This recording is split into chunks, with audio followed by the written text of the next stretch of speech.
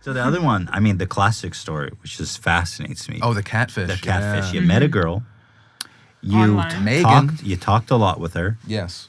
You were in love. I really liked her. There was there was heavy liking going on. You moved from where, Florida? Yeah, so, North Carolina to New York. So North Carolina to New York. And when you got there, she gave you an address and everything? Yes. So you got there, she wasn't there. She wasn't there. Yeah, the whole story is that she faked being this, like, dancer that was going to, like, was it Juilliard? It was, wow. Yeah, it was like, and nice. I was like, oh, it's very cool. Nice. Yeah. And she made up that she had this little sister, and she had this ex-boyfriend and this whole friend group, and it ended up turning out that she faked being every single one of those people. Oh my God. When I got to New York, That's insane.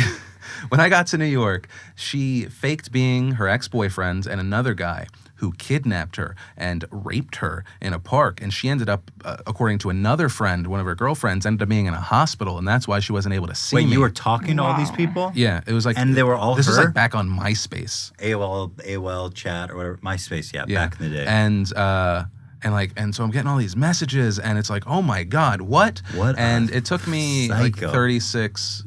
Because I stayed in New York, I was just like, I don't know what I'm supposed to do. Because I put everything in my 1996 Geo Prism, drove to New York. By the time I got up there, I had pretty much no money left. Because so you got there, and you're like, there's nobody here. You're not here at your house. Yeah, it looked like it was just like an abandoned house. Wow. Okay. And I was just like, what is this? Right. So then you message her. What do you do at that point? Yeah, too? she doesn't respond for, I want to say it's like 36 hours. She finally responds when I'm on like I'd stopped off the, no, so that's what it was.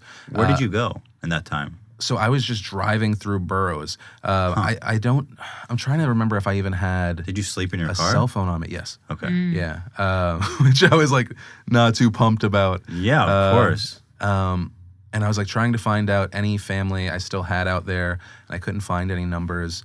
And then I remember I ended up like calling her from a payphone. I think I'm trying to remember where I was driving, but I just remember I remember the New Jersey Turnpike, and I drove off and I called on a payphone, and she was acting like she was hurt, and she kept the whole thing going. And the thing that hurts my brain is I then put myself into debt. I maxed out all my credit cards to get back to North Carolina. None of our mutual friends, because we're like from like 90% of my friend group at this time was just like all online, right? It was just like a bunch of loners talking to each other and in chat rooms and stuff.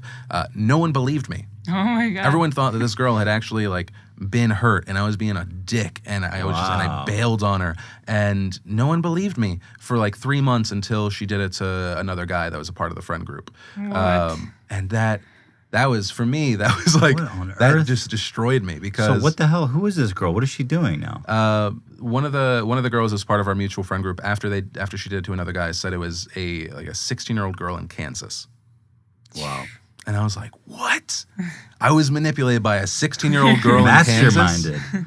Like, just... What a... But, I forget if I make the point in that video, if she had not done that, I wouldn't be where I am today, because I was very much like going to try and go through a more mainstream route in New York and try and like work my way up from like internship. Right. I think Conan was still in New York at the time, and like he was just then trying his late show, and I was like, I'll figure out a way.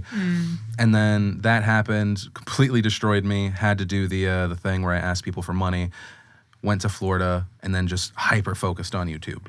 And so I like to think that if that hadn't happened, or any of the bad stuff during my childhood hadn't happened, I would not be here today. That's honestly the best way to like take it. It's not even like something that's like, you're so strong for doing it. It's the only way for me to move past it, right? Because otherwise it's like my pain defines me rather than I used it as fuel, right? And that's why I always say, like, it's the horrible things, it's the stuff that makes me angry and feel hate that have always helped me with my success, because I don't then take that and then just throw more hate onto other people. I just use it as fuel. Yeah. I think you have to.